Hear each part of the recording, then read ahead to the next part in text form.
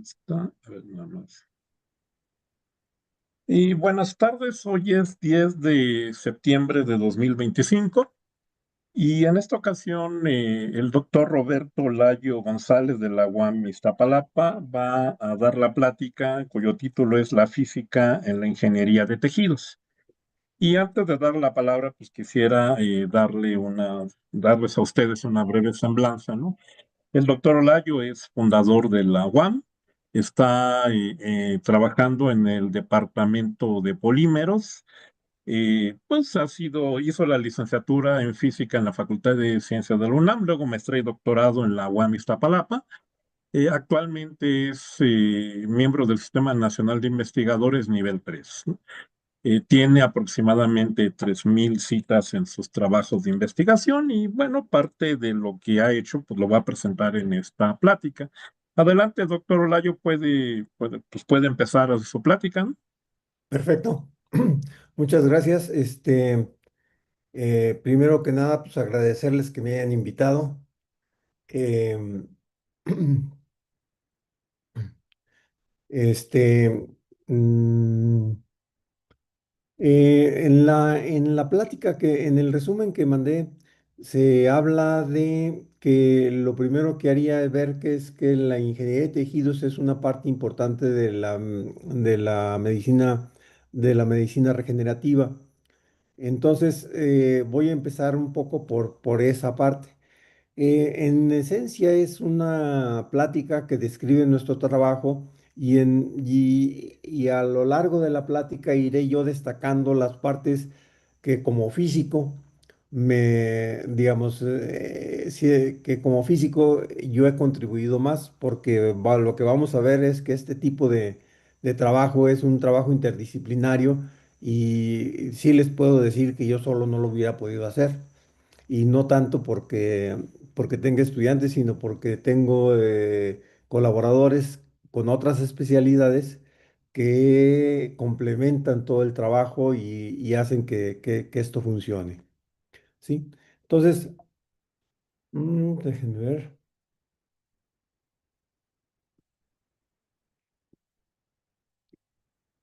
Esto se ve aquí. O sea, en realidad un montón de gente trabaja y yo hablo. Este, tenemos interinstitucionales, colaboraciones con el ININ, con el Instituto de Neurología, ahora con el Instituto de Rehabilitación, con el Seguro Social, con el Hospital Infantil,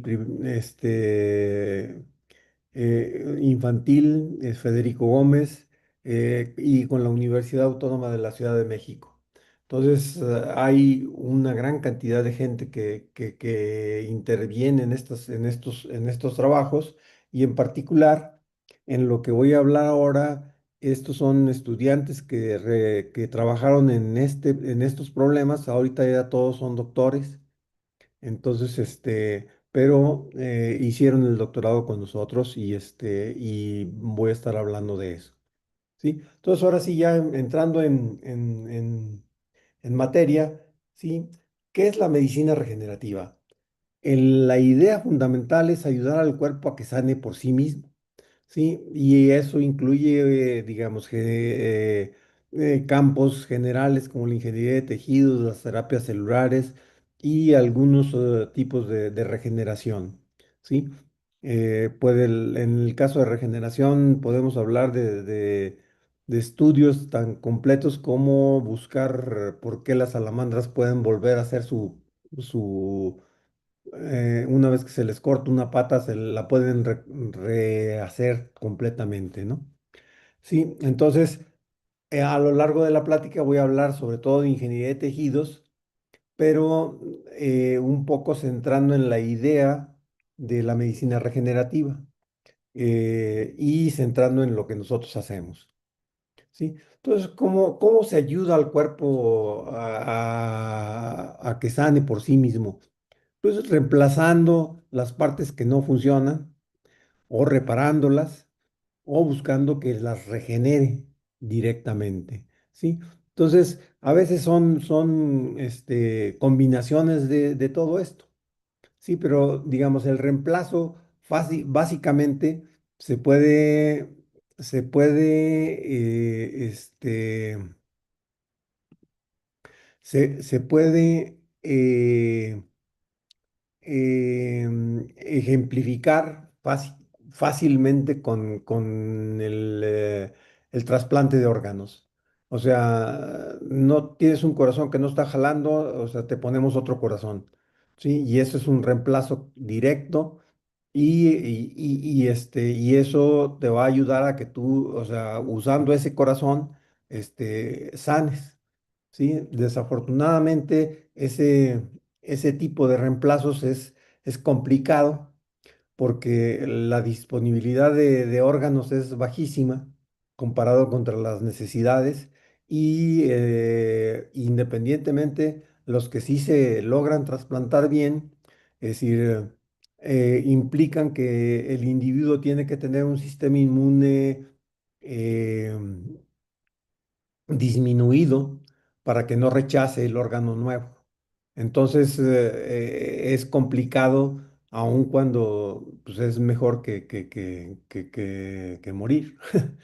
Entonces se puede utilizar el corazón nuevo y nada más con un sistema inmune eh, con disminuido, lo cual implica que durante de ahí en adelante el paciente tendrá que tener mucho cuidado con sus con su comportamiento para evitar enfermedades, ¿sí?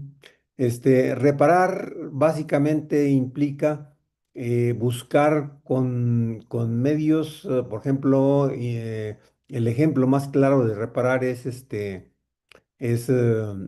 las terapias celulares, o sea, donde uno manda células a la zona donde está la patología y busca que ahí se arregle con lo que se está mandando, ¿sí? Y el regenerar implica que se inicia de alguna manera y se provoca que el cuerpo regenere aquel tejido, aquel órgano, aquello que no está funcionando, ¿sí?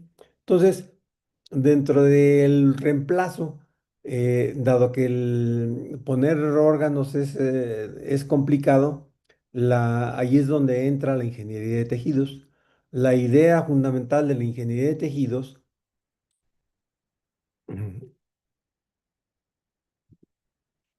sí, perdón, aquí están. La ingeniería de tejido es un campo multidisciplinario, interdisciplinario que aplica los principios de la biología, la física, la química y la ingeniería para desarrollar sustitutos de tejidos para reparar, mantener, mejorar la función de tejidos humanos dañados o enfermos.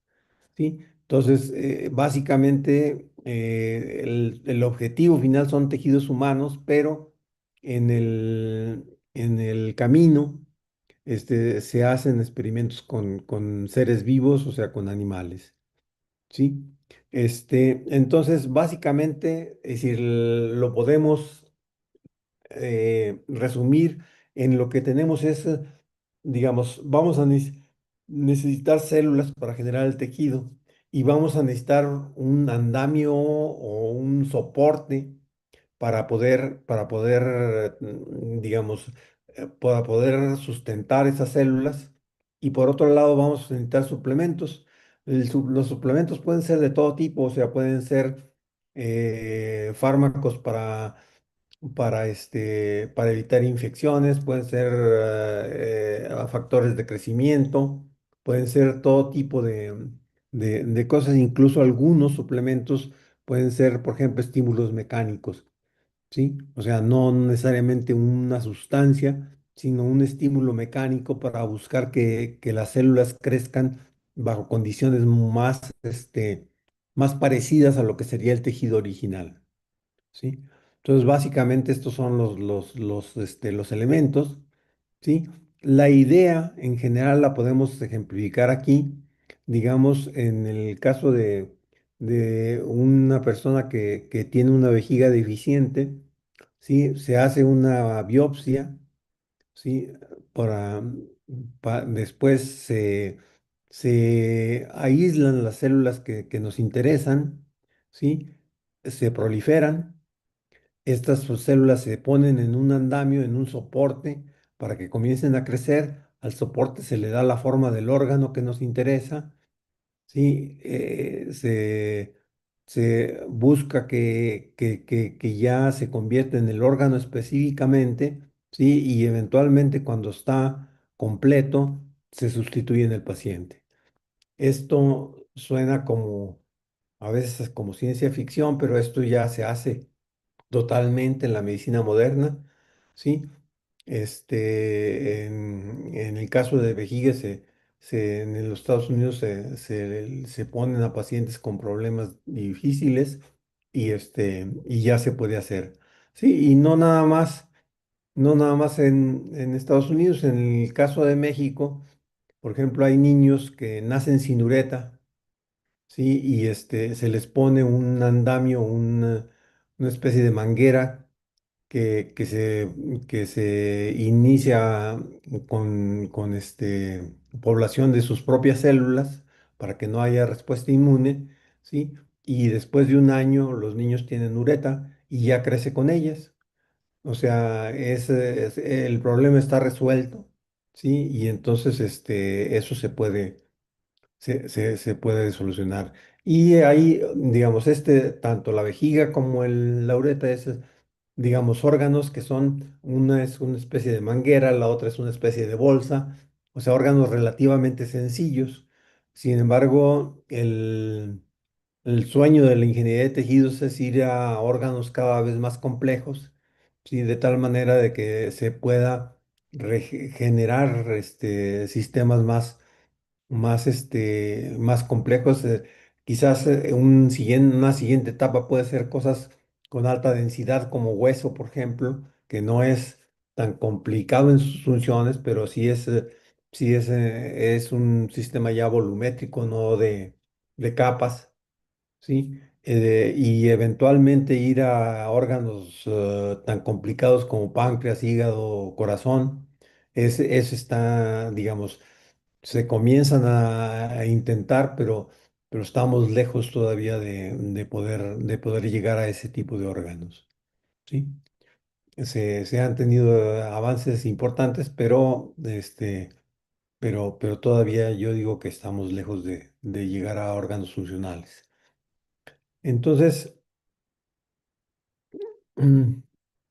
sí, con lo que nosotros hemos interactuado básicamente, ¿sí?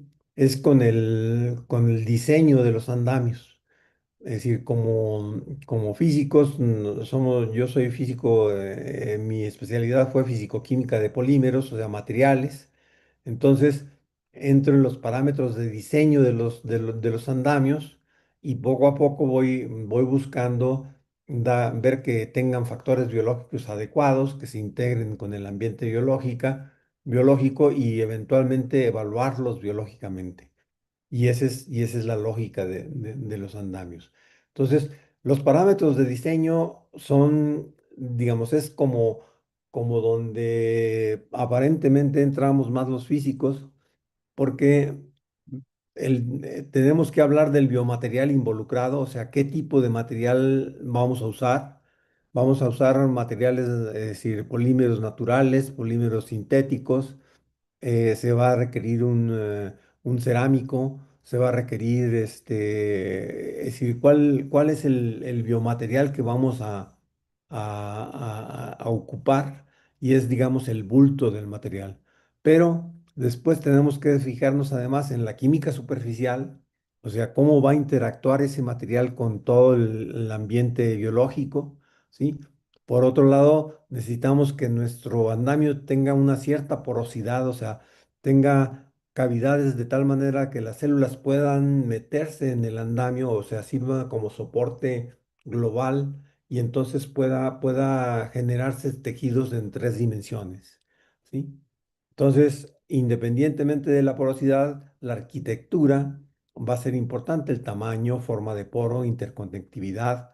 O sea, no solo tiene que ser poroso, sino que para ciertas cosas tendrá que tener, es decir, tendremos que tener una respuesta en cuanto a tamaño y la forma del poro por el ya depende un poco del tipo de célula que vamos a cultivar y cómo se va a interconectar. Es muy posible, por ejemplo, que para sistema nervioso periférico necesitamos un andamio donde la porosidad está orientada claramente para buscar tener un crecimiento de nervios, mientras que para otros casos no es tan crítico ese aspecto. ¿Sí? Después vienen las propiedades mecánicas. En propiedades mecánicas también es otra parte donde los físicos entramos bastante. O sea, necesitamos, eh, tenemos digamos, en la parte de ingeniería de tejidos tenemos dos labores fundamentales. La primera tiene que ver con generar el andamio y generar digamos, el precursor del tejido, de tal manera que tenga tenga propiedades que le permitan ser implantado razonablemente, ¿sí? O sea, que se permita su manipulación. Y después buscar que el neotejido, o sea, que el tejido ya desarrollado tenga las propiedades mecánicas del tejido original. O sea, de lo que queríamos que eso fuera, ¿sí? Por otro lado, las propiedades de transporte de masa del andamio también son muy importantes, porque si bien tenemos que tener porosidad para que las células crezcan en todas direcciones, también necesitamos que se alimenten. Necesitamos que puedan salir los desechos y que puedan llegar los nuevos alimentos, los gases, etcétera, para que las células puedan sobrevivir. Y el otro factor que es importante es que necesitamos que, de preferencia, el andamio desaparezca. Una vez que que la célula genere su propio andamio, que es la matriz extracelular, ¿sí? La célula, como cuando es un tejido, tiene su andamio, que es la matriz extracelular. Es un material que está compuesto de proteínas, de diferentes polímeros biológicos que le permiten soportar a las células y tener el tejido. Y es muy diferente la matriz extracelular de hueso que la matriz extracelular de cartílago o piel para el caso.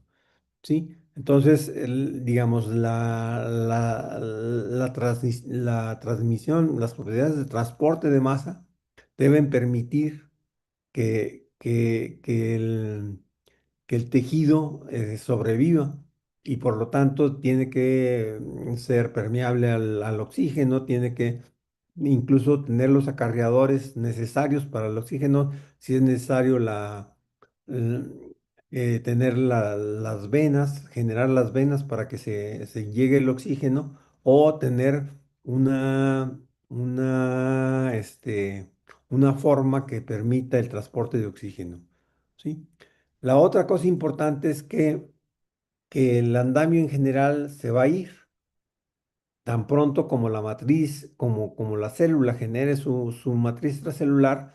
O sea, no es una prótesis, es algo que es temporal y que debe desaparecer una vez que la célula tiene la capacidad de generar su propia matriz extracelular. Entonces, normalmente se debe de degradar. Y la tasa de degradación es muy importante porque tiene que ser suficiente como para que sostenga mientras que la célula genera su propia matriz, pero por otro lado no debe de estorbar, debe desbaratarse de tal manera de que después la matriz extracelular cumpla su cometido. ¿Sí? Entonces, eh, déjenme regresar tantito para justificar la siguiente transparencia. Dentro de todo lo que nosotros hemos hecho, mucho de nuestro trabajo ha tenido que ver con la generación de polímeros por plasma. Es decir, el plasma y esa es también parte de lo que hacemos como físicos, la generación del plasma para lograr un polímero que se sintetice a través del plasma. Entonces voy a hablar un poco, es decir, en realidad no estoy tan seguro de cuál es mi público, entonces voy a hablar un poco de lo que es el plasma y de cómo usamos la polimerización por plasma, ¿sí? Entonces, el plasma es como el tercer, el cuarto estado de la materia. Comenzamos con un sólido donde los átomos están, las moléculas están interactuando fuertemente y están localizadas totalmente. Lo calentamos y tenemos un líquido, ¿sí? O sea, donde ya las moléculas se pueden desplazar unas en contra de otras y lo calentamos más y tenemos un gas, ¿no? Donde ya prácticamente las moléculas están libres, ¿sí? Pero si lo calentamos todavía más, entonces algunas de las moléculas comienzan a perder sus electrones, ¿sí? Y entonces tenemos un gas cargado, un gas con cargas, ¿sí? Aunque neutro en el global, ¿sí? Entonces, eso es lo que es el plasma. Es un gas cargado, ¿sí? Es un gas donde las moléculas, algunas de las moléculas pierden sus electrones y entonces tenemos un gas cargado con electrones y iones, ¿sí? Y este es la materia, ¿sí? Entonces, podemos saber que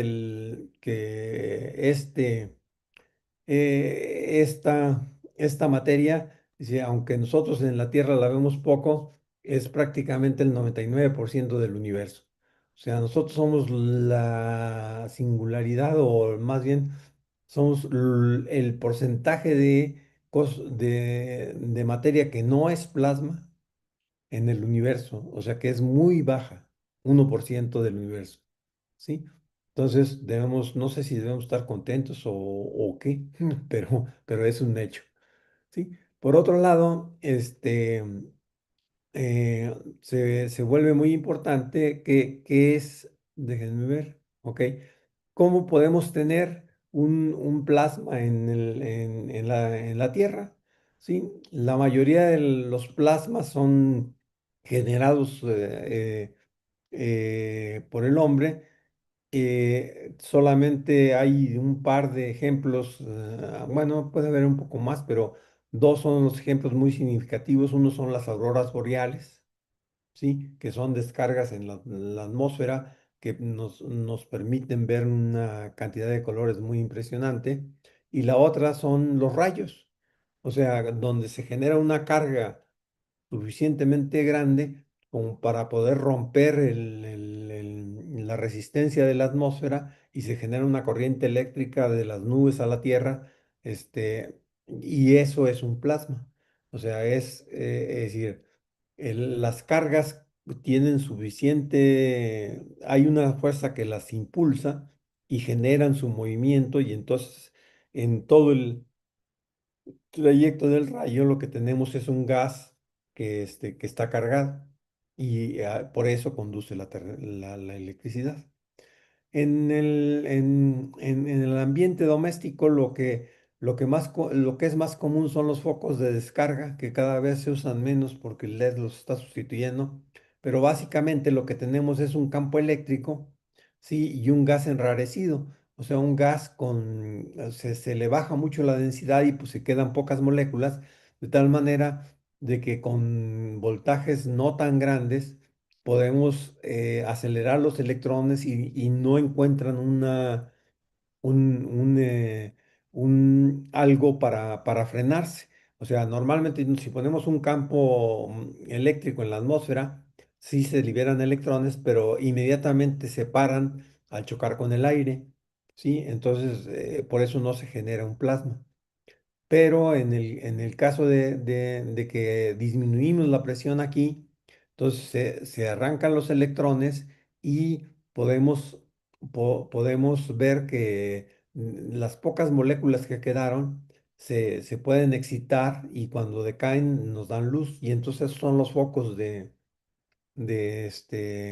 barra que vemos y que son de diferentes colores dependiendo a veces que pueden ser de diferentes colores dependiendo del gas que les dejamos en, en el, dentro. Sí, en general lo que tienen es mercurio y lo que tienen es una pantalla fluorescente para poder generar luz blanca. Pero ese es, digamos, otro de los ejemplos de plasma. En nuestro caso, lo que hacemos, ¿sí? Va a ser generar el campo eléctrico, tener un tubo donde hacemos vacío. Donde hacemos vacío, tenemos nuestros par de electrodos, ponemos un amplificador de radiofrecuencia, ¿sí? La idea fundamental es que haya corrientes en las dos direcciones, por eso tenemos radiofrecuencia, ¿sí?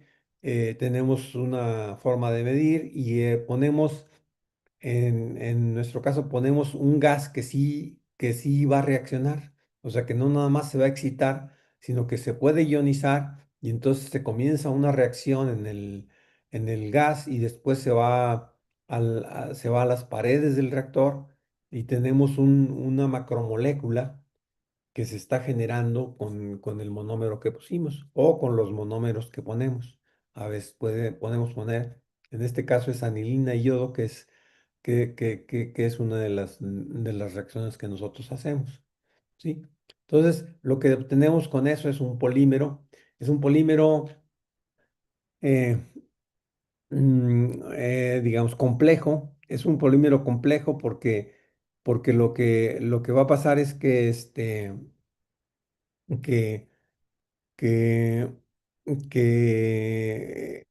la reacción no es en un solo punto, sino que los electrones activan diferentes puntos del monómero, incluso en algunos casos destruyen el monómero, ¿sí? Y entonces tenemos un polímero que tiene ya no nada más monómeros completos, sino que tiene pedazos de monómero y todo se va juntando, entonces un polímero que se entrecruza, un polímero que normalmente es muy poco soluble, ¿sí? Y entonces, y relativamente complejo, ¿sí?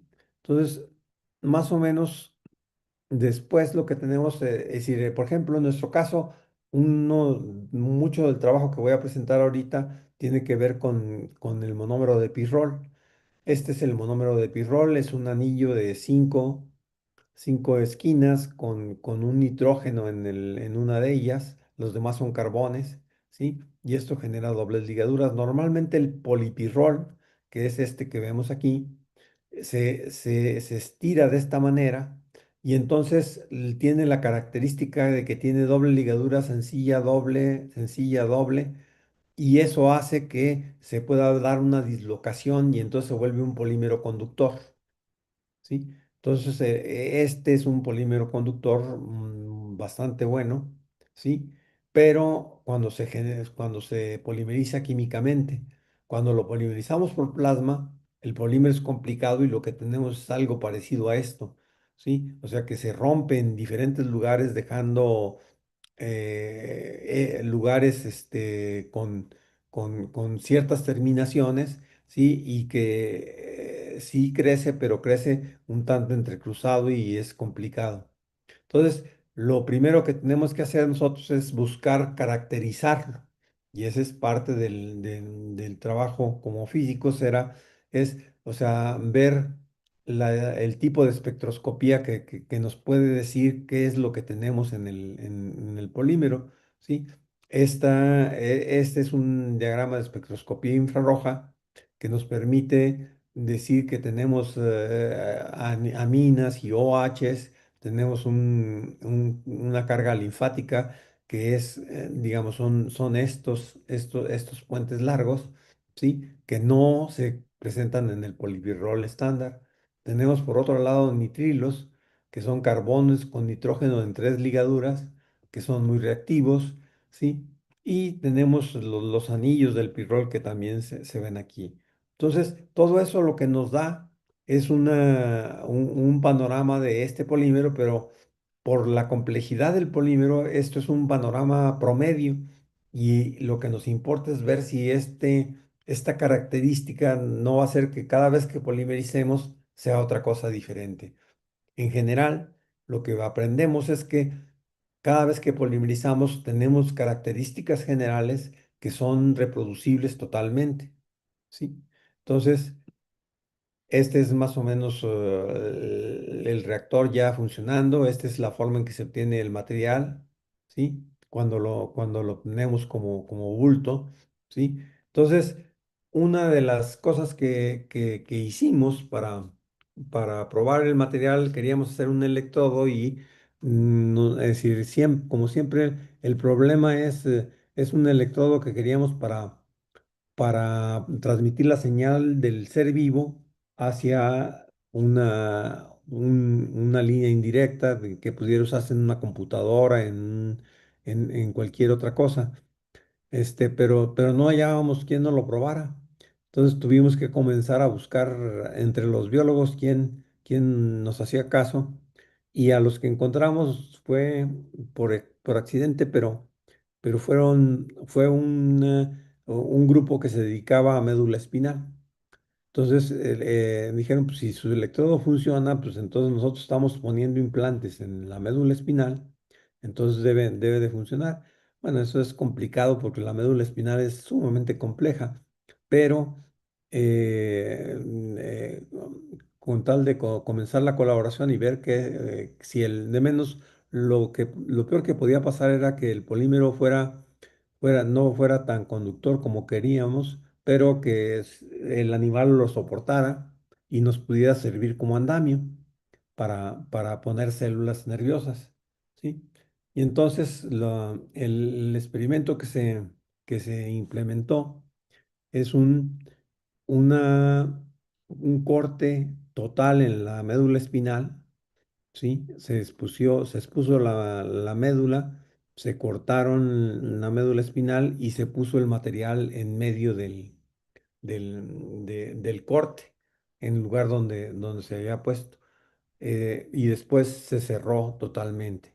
¿Sí? El material no es biodegradable, entonces 2 meses después que se sacrificó al animal, se tenía todavía es decir, se tenía todavía el material, ¿sí? Y entonces esto es lo que pasó. Este es el animal que se le cortó la médula y no se le puso nada, queda totalmente paralítico de las patas traseras, toda la parte trasera, ¿sí? Y este es el animal que le pusimos el material. Y nosotros queríamos ver si lo soportaba, pero el animal caminó. Entonces, desde entonces somos biomédicos. Y bueno, esto nos llevó a buscar qué es lo que pasa en la médula que se, que se vio después de los 2 meses. Se vio que el material que había tejido, el material se disgregaba y había tejido que había crecido en medio. ¿Sí? Entonces, ese tejido, pero además de eso, tenía otra función que era muy importante, porque las lesiones de médula eh, generan mecanismos secundarios que hacen que todo alrededor se muera. O sea, las células se mueran y se genera una cicatriz que no permite la reconexión. Este tipo de cicatriz es el que se regenera, pero cuando pusimos el material, los quistes que se generan fueron mucho menores. Entonces, de alguna manera el material funcionó como neuroprotector y como regenerador porque generó tejido en sus diferentes, o sea, se generó tejido alrededor del material, ¿sí? Entonces, no voy a platicar demasiado de este experimento. Bueno, es decir, eso nos llevó a probar, tener reproducibilidad, ver que efectivamente el material funcionaba. Una vez que probamos que el material funcionaba, ¿sí? Esto es relativamente complejo porque la forma de saber si el material está funcionando es ver cuánto caminan los animales. Entonces, esto es es una prueba de BBB donde se tienen dos testigos y solamente ven cuántas articulaciones mueve el animal y en base a eso lo evalúan. ¿Sí? Este, los testigos no saben cuáles animales están implantados y cuáles no. Entonces son, digamos, testigos ciegos, aunque no sea estricto. O sea, ciegos en el sentido de que no saben cuáles animales están de un modo u otro. ¿Sí? Entonces, eh, una vez que probamos esto, no voy a platicar demasiado de esto porque no hay tanto tiempo.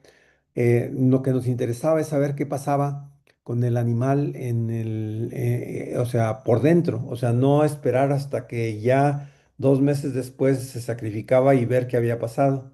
Entonces, para poder ver lo que había pasado adentro, sí, lo que usamos fue resonancia magnética nuclear, que es otra de las cosas donde el físico debe de intervenir, porque básicamente, o sea, actualmente ya se habla de resonancia magnética y ya no se le pone el nuclear, porque la gente se asusta cuando lo van a meter a un aparato de nuclear, pero en realidad es un fenómeno cuántico que aprovecha el efecto Zeeman para generar una diferencia de poblaciones y a partir de cómo relajan las poblaciones estimuladas, puede ver la diferencia de los diferentes tejidos. Entonces, además, tiene la capacidad de medir difusión, puede medir la difusión del agua en este caso, ¿sí? Y puede definir su dirección. Entonces, en este caso tenemos la dirección del agua, ¿sí? Y podemos entonces ver cuáles son los caminos que sigue el agua y entonces pues, esto se llama tractografía y podemos seguir el sistema nervioso, ¿sí? Entonces, digamos, en el caso de un mono, este es el sistema nervioso, este es el nervio óptico, ¿sí? Aquí se ve la figura del mono, ¿sí? Y entonces estamos viendo una resonancia de su cerebro, ¿sí? Entonces, a través de esta técnica, lo que hicimos fue sacar la resonancia para ver la médula espinal antes de lesionar a los animales y ver cuál era su evolución, ¿sí? Entonces, aquí tenemos, esta es la médula espinal. ¿Sí? Después vamos a tener ahora las figuras de los dos monos, uno donde el que se va nada más a, a lastimar y el que se va a implantar, ¿sí? Entonces aquí ya están los dos con la sección total y este tiene el material ahí. Después de un mes, este se va lastimando más, mientras que este comienza a generar tractos en la dirección. Es decir, primero no se retrae la médula, sino que se rehabilita. Pudimos ver con la histología que lo que vimos en resonancia tenía todo el sentido del mundo. Y después pudimos probar que el animal, es decir, recuperaba sensibilidad y motricidad. ¿Sí? Entonces, pues eso nos ayudó. Déjenme ver. Sí, entonces, dentro de las formas de lesión, tuvimos que encontrar una que fuera menos severa y fuera más parecida a lo que en realidad pasa con los pacientes. Y entonces se lesionaron por golpe y se aplicó el material en suspensión. Entonces, eso ya lo habíamos probado antes del mono y sí funciona, pero lo importante era tratar de ver si funciona cuando ya el enfermo hace mucho tiempo es decir, cuando ya pasó el periodo inicial, se dieron los mecanismos secundarios y entonces tenemos una una lesión ya que está crónica. Entonces, para eso, lo que hicimos fueron experimentos en donde un experimento es simplemente directo, o sea, se hace la cirugía, se evalúa el primer día, se pone el material a los 2 días, ¿sí? Y después se tiene rehabilitación y entonces se evalúa durante 8 semanas, ¿sí? Pero la otra forma fue hacer la cirugía, evaluar el primer día, comenzar la cirugía al día 6, pero no poner el material hasta 2 semanas después. 2 semanas después en rata equivale en un humano a 6 meses después. Eso quiere decir que ya se sabe cuáles son sus padecimientos y entonces el enfermo ya es crónico y podemos ver si el material lo va rehabilitar. Entonces, lo que aprendimos, esta es la escala que ve las articulaciones, ¿sí? Entonces, tanto el que se implantó en la primera semana como el que se implantó en la segunda semana llegaron a la misma recuperación, ¿sí? Entonces, el material funciona aún en el caso crónico y eso nos parece muy importante. Este es un video de, de un animal. A ver, déjenme ver. No, perdón. De un animal que está. Lo que pasa es que yo no veo. Ahora sí ya vi. Este, pero no está totalmente paralizado como los que vimos al principio, pero sí tiene muy baja capacidad de movimiento, ¿sí? Entonces, esto es lo que está pasando a los 15 días después de la lesión, ¿sí? Y entonces se le pone el material después de la lesión y este animal es ya después de los 8 meses en uno que no se le puso el material. Y ahora este es el que sí le pusimos el material, ¿sí? Entonces, hay un cambio muy importante y una movilidad muy importante, que es lo que enseñaba la gráfica pasada, ¿sí? Entonces, vamos a hablar ahora de otro tipo de cosas que hacemos en, en el, en el, este, en ingeniería de tejidos. Desafortunadamente estoy viendo que tengo ya relativamente poco tiempo, entonces voy a brincarme esta parte porque no me va a alcanzar a ver todo, ¿sí? Entonces voy a hablar más bien de esta parte que es la que creo que tiene que ver más con los físicos. Entonces, digamos, para generar los andamios necesitamos una malla. Entonces, lo que hicimos fue hacer el electrohilado. Esto pues se pone una solución polimérica y se genera un campo eléctrico entre dos puntos, ¿sí? Cuando se presiona, se genera aquí un rompimiento de la tensión interfacial y se genera un jet. Entonces sale un jet un chorro de solución, pero en el camino se seca.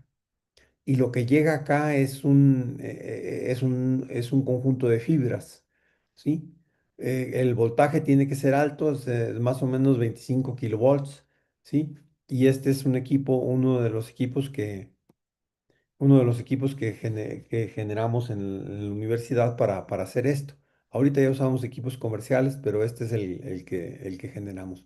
Lo que se obtiene se ve así como una tela, pero en realidad es un montón de fibras de diámetros que van entre 500 nanómetros y 2 micrones, ¿sí? Y en este caso tenemos poliácido láctico y policaprolactona, ¿sí? Después habíamos hablado en los andamios que teníamos que tener una buena interacción superficial y eso es lo que hace muy bien el pirrol. Entonces le ponemos una capa de pirrol con plasma, ¿sí? Y en el caso que vamos a trabajar con cartílago, lo que necesitamos es además mejorar sus propiedades de transporte de masa.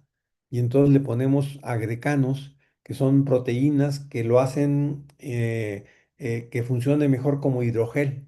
O sea, lo hacen que capture el agua y entonces se hincha con agua y eso permite el transporte de oxígeno.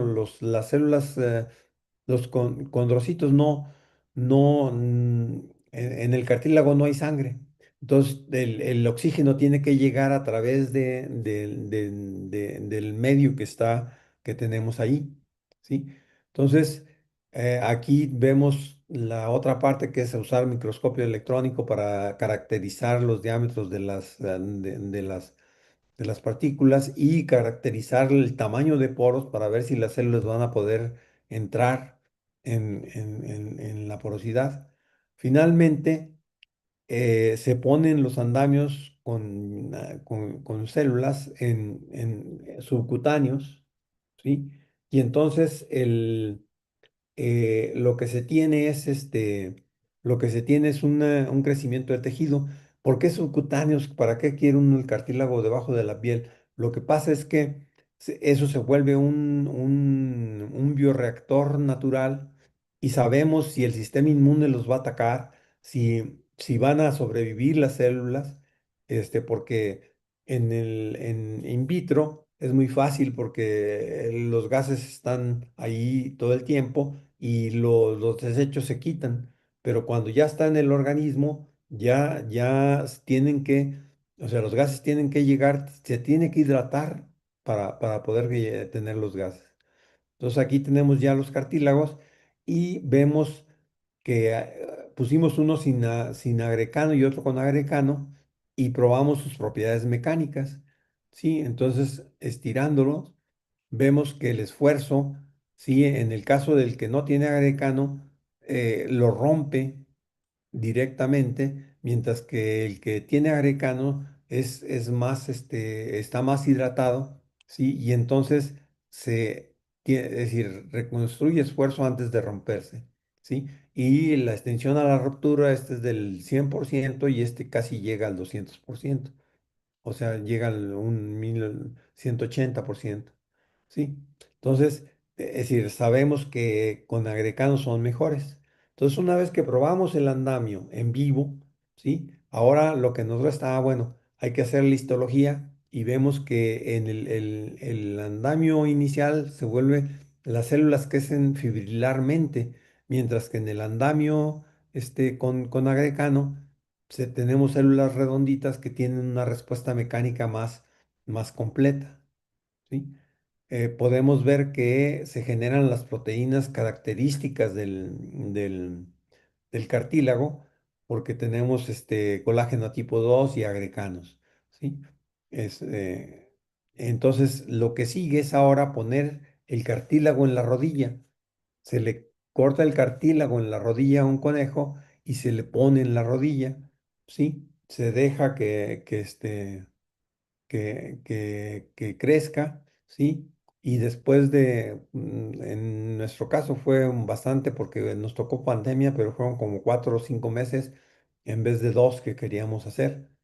Pero entonces después de eso, lo que tenemos un cartílago es que a la vista no, no se ve diferente que el cartílago sano, ¿sí? O sea, el andamio se integró totalmente, ¿sí? Y podemos ver, esta es la histología de un cartílago sano, ¿sí? Y podemos ver que tiene una parte de hueso subcondrial, después una parte de donde se van a generar el hueso y después ya la parte cartilaginosa, ¿sí? Y estos son los neocartílagos con diferentes cosas. Este es el mejor.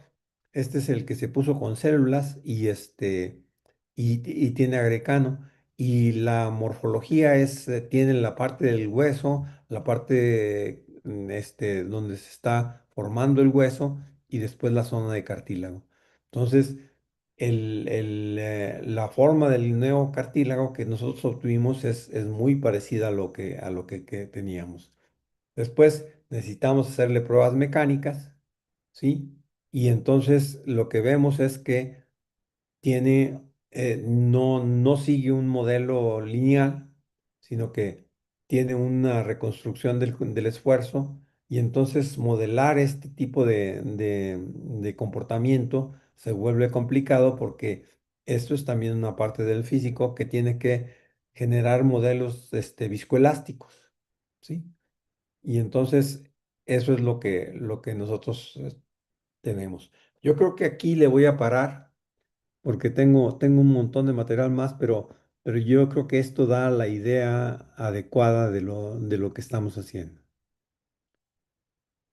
Bueno, si ya acabó, muchas gracias, doctor Olayo. Bueno, estoy viendo aquí si hay preguntas, ¿no? Bueno, les avisé que había un retardo de más o menos un minuto entre que usted habla y cuando se transmite por YouTube, ¿no? Ujú. A ver, déjenme ver, no veo, pero parece que alguien va a preguntar. Bueno, mire, dentro de su plática yo voy a empezar haciendo algunas preguntas, ¿no? Mencionó materiales bueno, para hacer esto, bueno, para hacer piezas. Bueno, hablaba del PLA, nada más me surgió la duda. Ese PLA es el mismo que ocupan en las impresoras 3D, que así lo llaman, ¿no? Sí, totalmente. Ya. Totalmente es el PLA, que es el poliláctico, ácido poliláctico. Ya. Y es el que se usa mucho en las impresoras 3D de churro que les llamamos, Ujú, porque lo que hacen es calentar el polímero y moverlo directamente. ujú. Esto, la impresora se ha usado incluso tratando de hacer andamios, pero es complicado porque todavía no tienen la resolución para llegar a- a fibras tan delgaditas como las que se generan, por ejemplo, en el electrohilado, ¿sí? Y entonces son fibras gruesas que para las células son como una pared. Y entonces sí, sí, sí, todo lo que se presume de que puedes hacer la mandíbula directamente con el impresor, pues sí, pero si vas a hacer una prótesis, si vas a hacer una ingeniería de tejidos, se vuelve más complicado. Actualmente, las impresoras ya no nada más hacen impresión de polímero calentado, sino lo que se ha hecho es una formulación de tintas que incluso incluye células. Y entonces ahora sí están comenzando a ser más empleadas en ingeniería de tejidos, en particular con piel y con parches cardíacos, cosas más que no requieren mucha estructura. Bien, bueno, tengo aquí ya una pregunta de Magdalena Martínez. Dice, hola, a los animales que les cortaron la médula sin un tratamiento inicial, después les aplicaron el material de reconstrucción y ya no fueron intervenidos posteriormente. A ver, básicamente en lo primero que platiqué, es decir, a los que les cortaron y no se les hizo tratamiento, se siguieron así por 8 semanas. Lo que no tenía tiempo de demostrar mucho, pero lo que se genera es una destrucción muy grande con quistes enormes, ¿sí? Un poco se vio en el mono, que en el que no se le dio tratamiento se generó un quiste muy grande y no conectó nada. Pero en el caso de los crónicos que tratamos, o sea, cuando los tomamos después de 15 días, ¿sí? Esos se lastimaron y después de 15 días se les puso el tratamiento y se obtuvo muy buenos resultados. Ya. Bueno, yo hago otra pregunta esperando que luego los espectadores hagan otra más, ¿no? Mire, bueno, se ha mencionado aquí implantes puestos a animales. ¿Hay, bueno, algún proyecto para que esto ya pase a, digamos, para hacer Humanos. implantes para humanos? Sí, el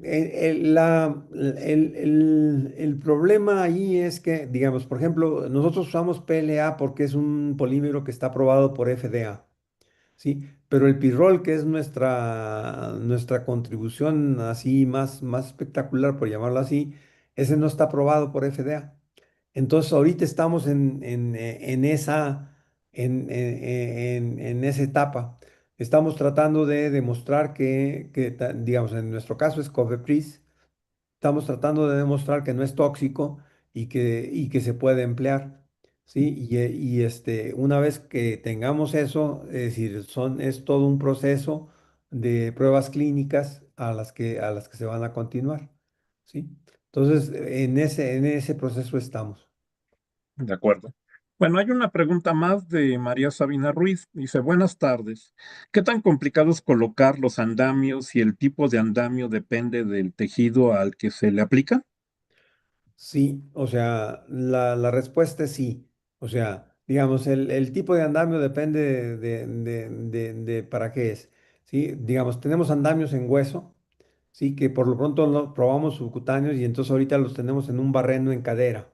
¿Sí? El de cartílago, ¿sí? Primero fue subcutáneo, solo libre, y después lo probamos directamente en la rodilla, ¿sí?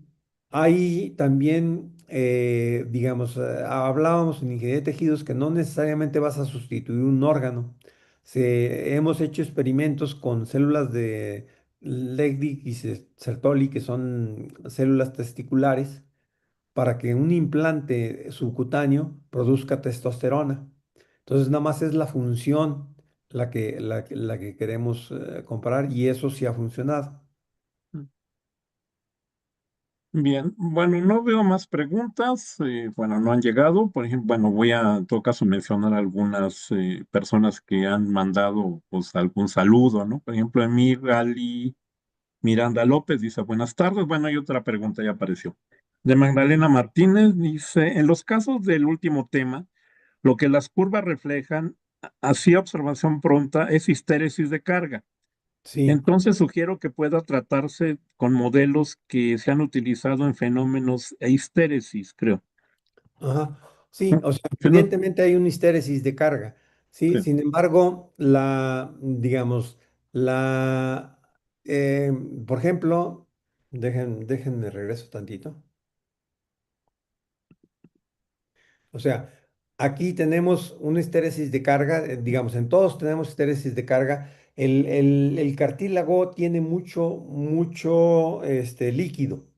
Sí, o sea, es decir, entre su construcción intersticial tiene mucho líquido y ese líquido puede desplazarse y eso es lo que hace que tenga un comportamiento, digamos, tipo histéresis, ¿sí? Pero podemos ver que es el neocartílago, ¿sí? No tiene el mismo comportamiento, ¿sí? Entonces, digamos, lo que en una primera etapa, lo que nos interesa son modelos que predigan, perdón, el comportamiento de la curva esfuerzo-deformación, ¿sí?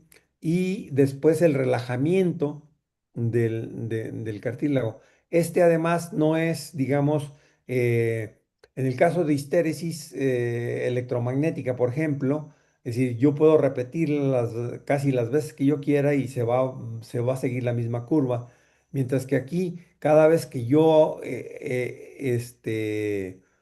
hago este ejercicio, la curva se va desplazando, la curva se va desplazando para acá. O sea, se vuelve más rígido, ¿sí? Y es un poco menos histéresis, pero sigue siendo la histéresis, ¿sí? Ahora, el modelaje del cartílago se vuelve muy complicado en el sentido de que es un sistema un tanto complejo. Por ejemplo, esto es compresión. En este caso es compresión, ¿sí? Y lo podemos hacer con fronteras fijas o sin fronteras. Entonces dejamos salir todo el líquido que se quiera. Pero una de las cosas importantes es que en el caso del cartílago funcional, digamos, no se tiene frontera fija, pero después se recupera el líquido que está en otro lado si se mueve. Entonces, digamos, esa prueba es complicada de hacer. Entonces, cuando menos lo que podemos hacer es comparar los cartílagos sanos con los nuevos cartílagos y haciendo el mismo tipo de pruebas, aunque no sean tan, tan directamente equivalentes a que estén en la rodilla. Muy bien. Bueno, pues creo que con esto acabamos. Bueno, nos resta, pues, en primer lugar, agradecerle la plática, interesante. Bueno, con un aspecto que luego los físicos no ven tanto, ¿no? Y bueno, también a los internautas, llamaríamos, ¿no? Pues los invitamos a la plática de la siguiente semana, el 17 de septiembre. En esa ocasión se va a hacer a las 1 de la tarde porque hay una colega de la Universidad de Buenos Aires que nos va a hablar, ¿no? Y por la diferencia de horarios, pues no tiene que ser más temprano. A ver, aquí hay una pregunta más antes de terminar. María Sabina Ruiz, ¿cuál es la característica que diferencia de un polímero normal y uno para un andamiaje? Pero, o sea, una de las características globales es que normalmente el polímero de andamio se debe de biodegradar, o sea, debe ser biodegradable. Entonces, no todos los polímeros son biodegradables. Y eso es básicamente una diferencia fundamental. Bueno, pues bueno, entonces ahora sí, bueno, nada más si quiere decir algunas palabras finales para ¿No? acabar esta plática. Agradecer de nuevo que me hayan invitado y nada más.